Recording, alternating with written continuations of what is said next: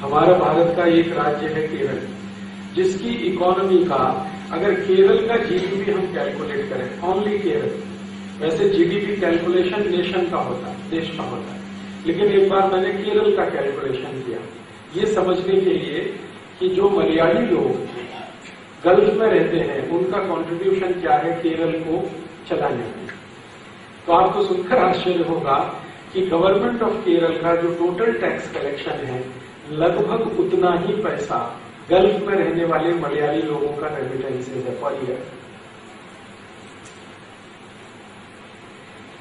1991 में एक मैंने सिंपल कैलकुलेशन किया था और उसी कैलकुलेशन को 2005 और 2006 में रिपीट किया था, और वो कैलकुलेशन यही था कि मलयाली लोगों का केरल को जो कंट्रीब्यूशन है ईयरली जो गल्फ में रहते हैं वो बजट के बराबर, माने उनके जो टैक्स कलेक्शन है गवर्नमेंट के उसके बराबर 2006 और 7 में भी सेम है। Statistics are same, percentage wise statistics same है और क्वांटिटी में वो बढ़ गया है।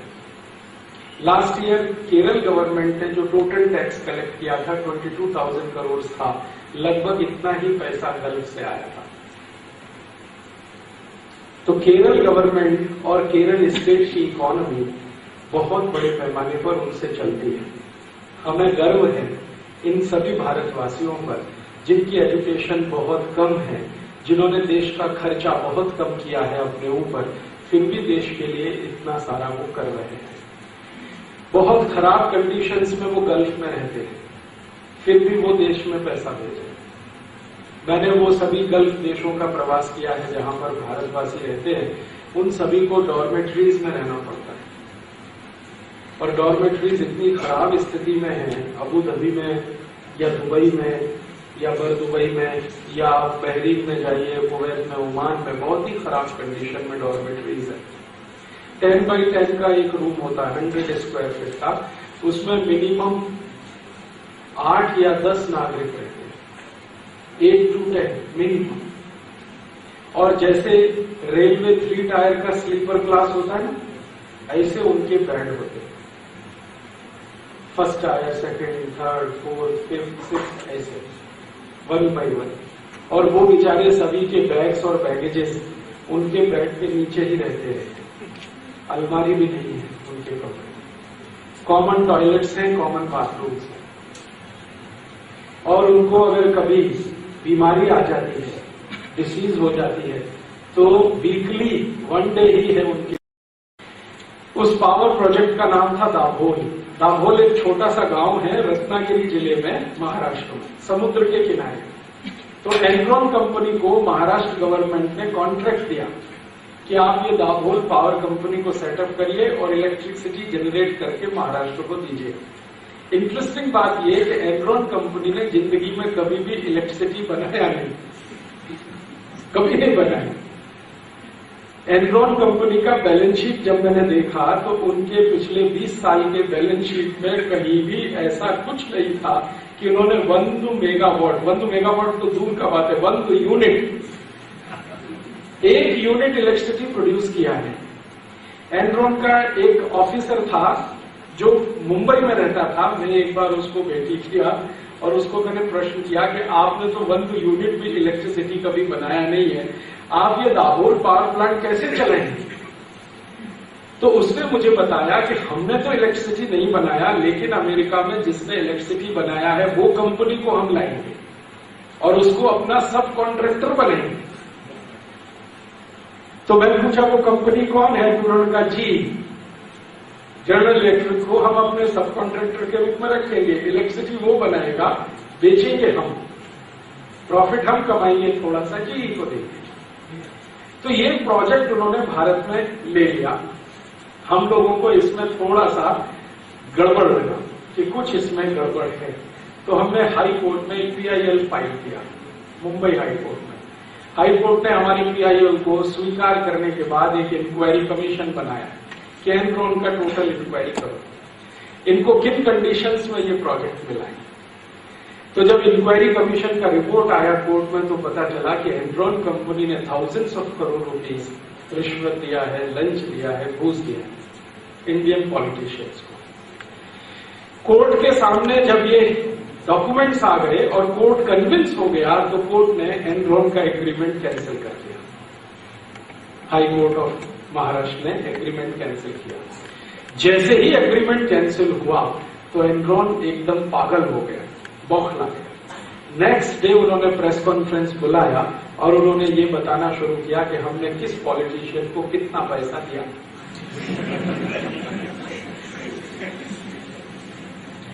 महाराष्ट्र में आप जानते हैं 2-3 मेजर पॉलिटिकल पार्टीज हैं। एनरॉन ने कहा हमने सभी को दिया है, किसी को ज्यादा किसी को कम।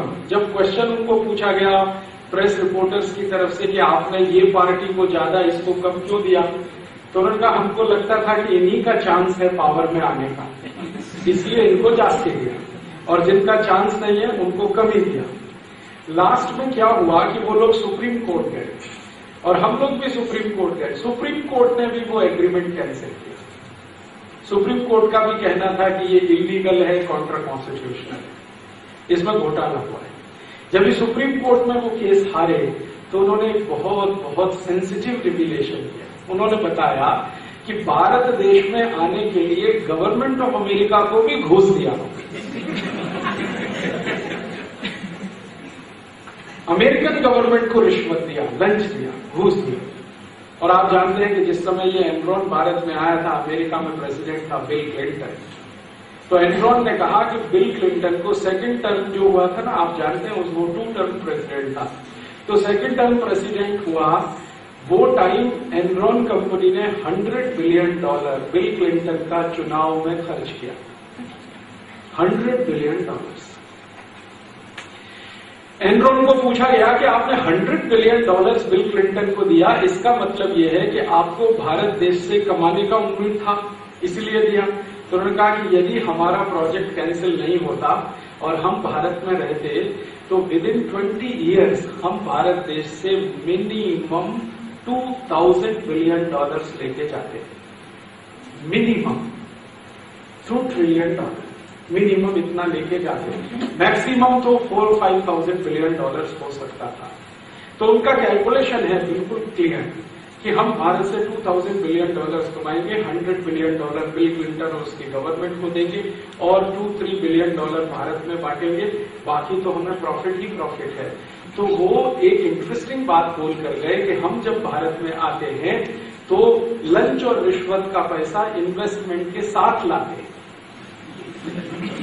हाँ, हमारा जो इन्वेस्टमेंट का पैसा होता है उसमें लंच और रिश्वत का इंक्लूड करते हैं, वो हमारा इन्वेस्टमेंट है। और वो टॉप टू बॉटम। तो अमेरिका में भी घूसखोरी है, रिश्वतखोरी है, भ्रष्टाचार है, बस इतना ही अंतर है। मैंने आपसे कहा कि भारत में $2-3 बिलियन में पॉलिटिकल पार्टीज को आप खरीदी कर सकते हैं, अमेरिका में $100 बिलियन लगता है, खरीदी वहां भी होता है। बाद में क्या हुआ, जब उनका ये बात आया ना तो हम लोगों ने एक अच्छा सा काम किया कि उनका जो स्टेटमेंट था वो रिकॉर्ड किया कैसेट में, वीडियो कैसेट में, ऑडियो कैसेट में, और जो स्टेटमेंट उनका न्यूज़पेपर में प्रिंट हुआ वो सब कटिंग करके और वो अमेरिका भेज दिया। और अमेरिका में रहने वाले जो भारतवासी हैं उनसे कहा कि किसी एक एमपी को ये सब दे दो अमेरिकन पार्लियामेंट में, लेकिन ऐसे एमपी को देना जो एनरॉन के अगेंस्ट है, अर्थात बिल क्लिंटन के अगेंस्ट है, अर्थात रिपब्लिकन पार्टी का है।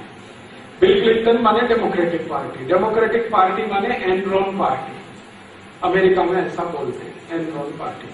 तो रिपब्लिकन 2-3 एमपीज को वो दे दिया, उन्होंने पार्लियामेंट में हंगामा किया, वो हंगामे पे इंक्वायरी हुआ, इंक्वायरी में सब कुछ खुल गया।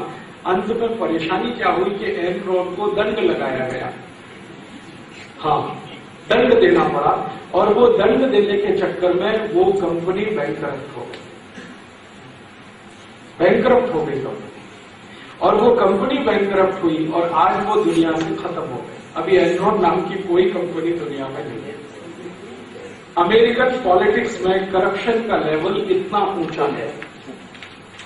तो जब भारतवासी जो अमेरिका में रहते हैं, जिनको हम पीआईओज कहते हैं, वो जब बात करना शुरू करते हैं कि भारत में बहुत पॉलिटिकल करप्शन है, तो मैं उनसे कहता हूं सो व्हाट, अमेरिका में भी तो है।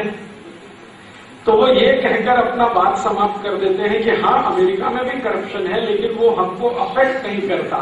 भारत में जो करप्शन है हमको वो अफेक्ट करता। मैंने कहा ये हो नहीं सकता। करप्शन जहां भी है सोसाइटी को अफेक्ट करेगा, क्योंकि अमेरिकन सोसाइटी में करप्शन बहुत टॉप लेवल पे है। तो उसका दुष्परिणाम ये है कि अमेरिकन सोसाइटी में लिविंग कॉस्ट है वो दुनिया में सबसे ज्यादा।